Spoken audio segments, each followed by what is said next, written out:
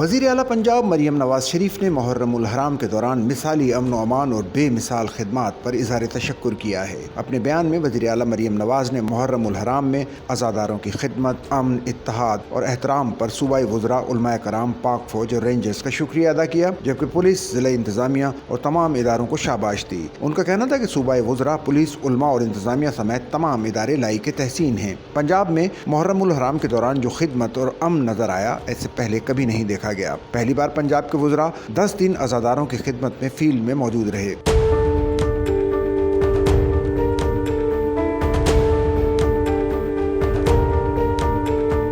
तमाम उमूर की बारीक बीनी से निगरानी की गई। उन्होंने कहा कि मुहर्रम उल हराम में अमन और एहतराम का जो मंजर पंजाब में कायम हुआ, वो सबकी मुश्तरका मेहनत का नतीजा है। मुहर्रम उल हराम के अशरे में बेमिसाल खिदमत और अमन हमारी तारीख का रोशन बाब है। मरियम नवाज शरीफ का मजीद कहना था कि पंजाब की धरती अमन, इत्तेहाद और भाईचारे की धरती है। मुहर्रम उल हराम के दौरान अज़ादारों के लिए लंगर, मशरूबात और मिनरल वाटर का भी एहतमाम करने पर इंतज़ामिया के मशकूर हैं। मुहर्रम उल हराम में गर्मी और हब्स के पेश नज़र पानी के छिड़काव का एहतमाम करना भी काबिल तहसीन है।